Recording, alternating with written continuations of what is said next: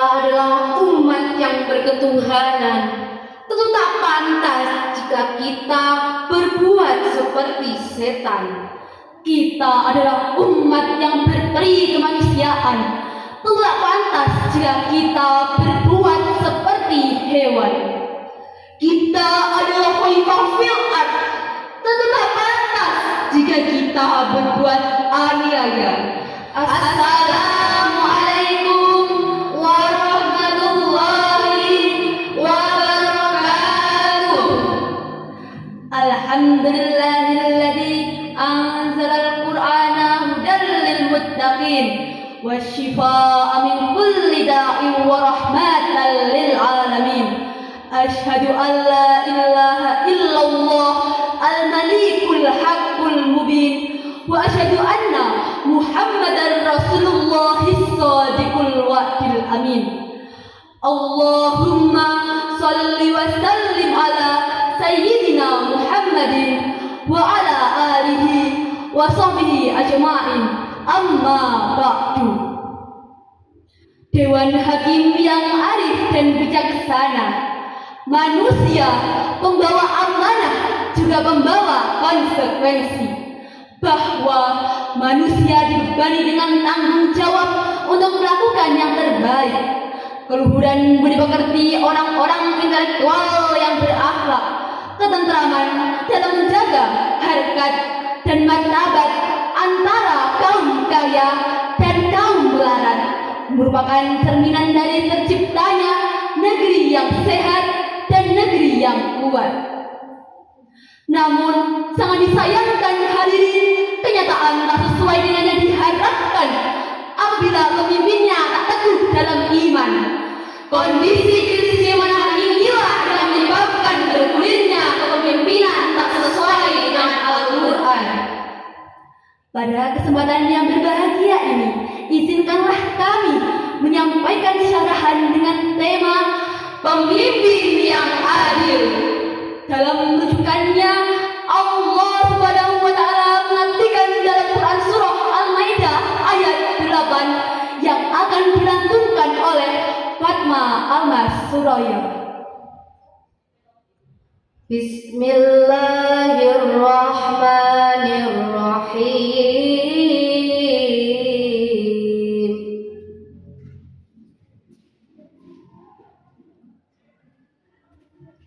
Ya ayyuhalladzina amanu kunu qawwamina lillahi syuhada'a bil qist.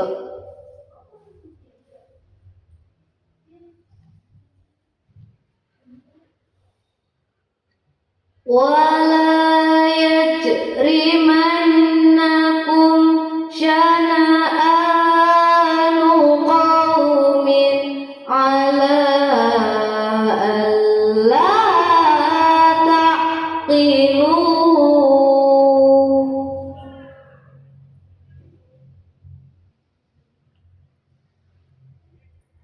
I'tilu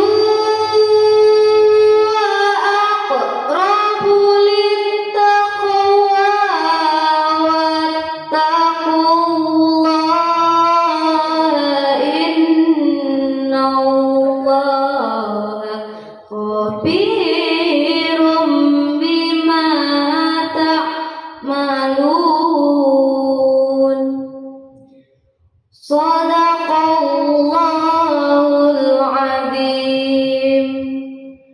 Dengan menyebut nama Allah yang Maha Pengasih lagi Maha Penyayang. Hai orang-orang yang beriman, hendaklah kamu selalu menegakkan keadilan karena Allah Subhanahu wa Ta'ala menjadi saksi dengan adil, dan janganlah sekali-kali kebencianmu terhadap suatu kaum mendorong kamu berperilaku tidak adil. Berlaku adillah, karena adil itu lebih dekat kepada takwa. Dan bertakwalah kamu kepada Allah sesungguhnya Allah Maha mengetahui apa yang kamu kerjakan. Maha benar Allah dengan segala firman-Nya. Terdapat 3 seruan Allah Subhanahu wa taala kepada orang-orang yang beriman yang terdapat dalam Quran surah Al-Maidah ayat 8. The command to uphold the trust because of Allah. Perintah menegakkan kebenaran karena Allah. Seorang mukmin harus selalu menegakkan kebenaran karena Allah, bukan karena kepentingan pribadi, kelompok, atau duniawi. Obligation acts to fairly. Kewajiban berlaku adil. Keadilan harus ditegakkan kepada siapapun, bahkan kepada musuh atau orang-orang yang kita benci sekalipun. Prohibition on letting heaven it influence decision.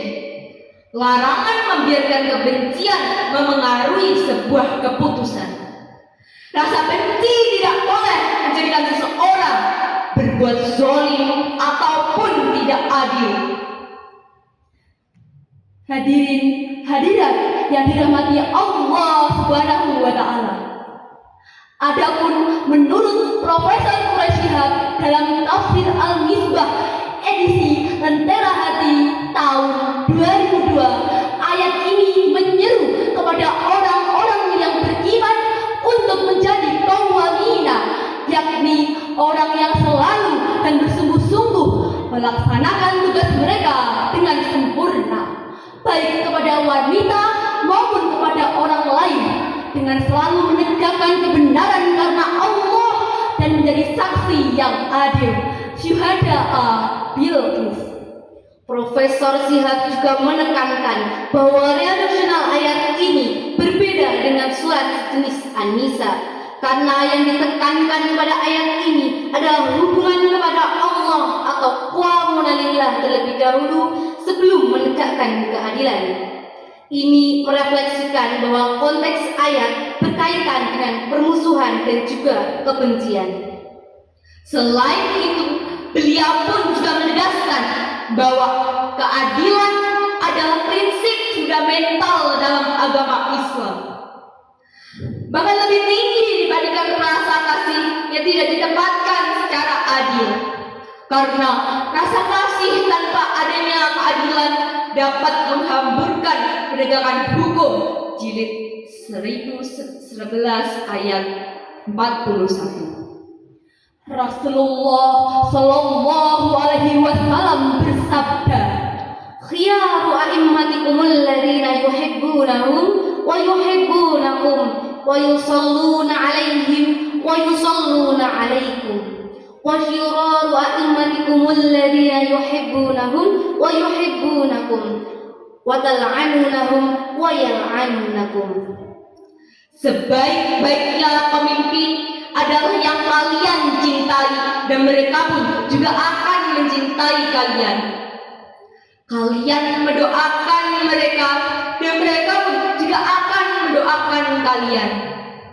Dan seburuk-buruknya pemimpin adalah yang kalian benci, dan mereka pun juga akan membenci kalian. Kalian melaknat mereka, dan mereka pun juga akan melaknat kalian.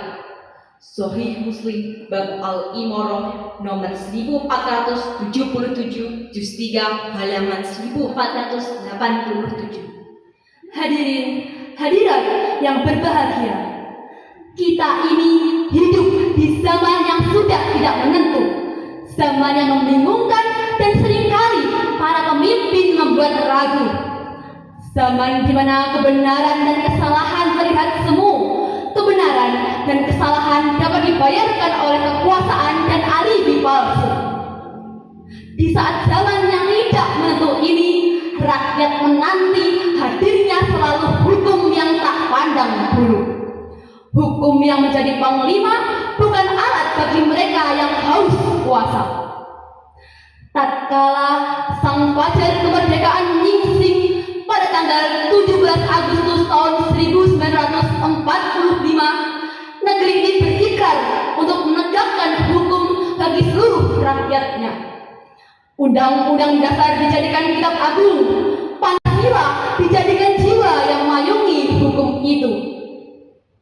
Namun hadirin, hukum di negeri ini tak selamanya mulus.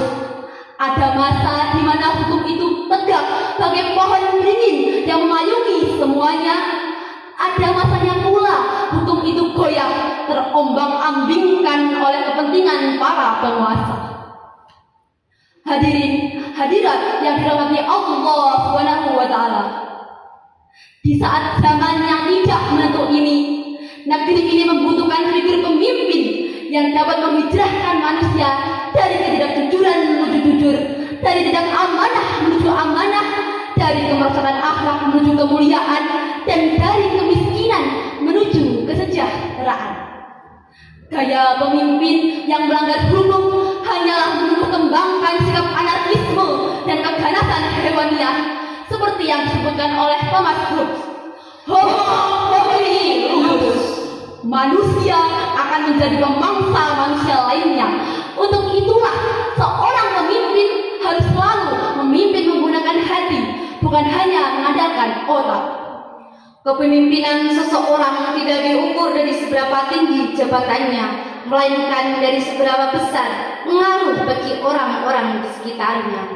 Allah Subhanahu wa taala telah mengutus seorang pemimpin, yaitu Nabi Muhammad SAW. Beliau bukan hanya pemimpin umat, tetapi teladan bagi jutaan umat. Pengaruh beliau tidak lekang ditelan oleh zaman, bahkan semakin kuat pengaruhnya. Kemanakah kehidupan yang hilang dari diri kita? Kemanakah hikmah yang hilang dari ilmu kita? Dan kemanakah ilmu yang hilang dari informasi kita? Dewan Hakim yang arif dan bijaksana, serta hadirin hadirat yang berbahagia. Dari jawaban tersebut, kita bisa mengambil benang merah yang menghubungkan antara umat saat ini dengan Rasulullah SAW. Kalau ingin menjadi umat yang sesungguhnya, maka ikutilah ajaran Nabi Muhammad SAW. Karena saat ini kita tidak bisa bersuara langsung dan melihat akhlak Rasulullah SAW. Maka dengan membaca, mempelajari, dan mengamalkan Al-Quran menjadi salah satu jalan sebagaimana berakhlak Nabi Muhammad SAW. Kalau saat ini banyak umat muslim yang jauh panggung dari uswah kepemimpinan, maka dipastikan Al-Quran tidak dijadikan landasan dalam mengambil sebuah keputusan. Hadirin hadirat yang berbahagia, sebagai umat Islam dan generasi muda yang kelak akan menggantikan para pemimpin, kita wajib menyalakan nur Al-Quran di dalam dada, karena kelak kita akan menggantikan para pemimpin dan mendapatkan amanah mengelola semesta raya. Kita menjadi obat harapan, penunjuk dalam kegelapan. Kuncinya sekali lagi adalah dengan menjadikan Al-Quran sebagai landasan berperilaku. Jika kita tidak menjadikan Al-Quran sebagai landasan berperilaku, maka kita lakukan orang-orang yang layak untuk menjadi pewaris bumi. Karena yang terbaik adalah mereka yang mengamalkan Al-Quran dan meneladaninya, serta memegang teguh prinsip kebenaran dan amanah. Sebagaimana Allah Subhanahu wa taala mengingatkan hal ini di dalam Quran surah Al-Qasas ayat 26 yang akan dilantunkan oleh Fatma Al-Masuraya. Bismillahirrahmanirrahim.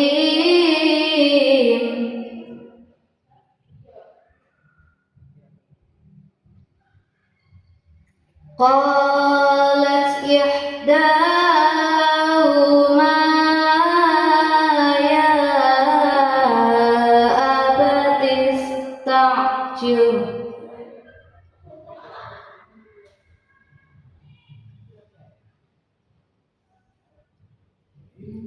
Inna khaira man ista'jartal qawiyyul amin. Dengan menyebut Nama Allah yang Maha Pengasih lagi Maha Penyayang. Salah dari dua orang wanita itu berkata, "Wahai ayahku, jadikanlah ia sebagai pekerja bagi kita. Sesungguhnya orang-orang yang engkau pilih sebagai pekerja ialah orang yang baik lagi dapat dipercaya." Al-Quran Surat Al-Qasas ayat 26.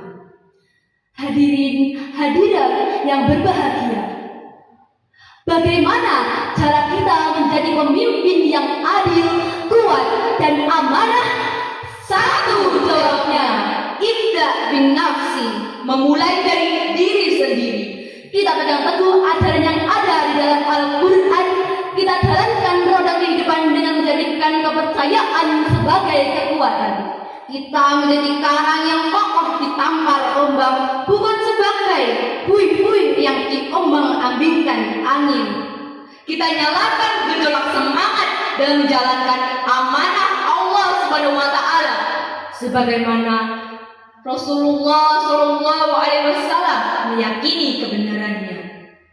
Wallahu law wada'u syamsa fi yamni wal qamara fi yasari ala an atruka hadzal amri hatta yadhharullah aw uhlika fihi ma taraktu. Demi Allah, sesungguhnya mereka meletakkan tangan kananku di mataharimu dan rembulan di tangan kiriku agar aku menghentikan perjuangan ini, maka niscaya aku tidak akan meninggalkannya hingga Allah mewujudkannya atau aku wafat di dalam perjuangan ini. Demikianlah syarahan dari kami. Apabila terdapat kurang dan salahnya, kami mohon maaf yang sebesar-besarnya. Akhirul kalam, wabillahi taufiq wal hidayah, waridha wal inayah.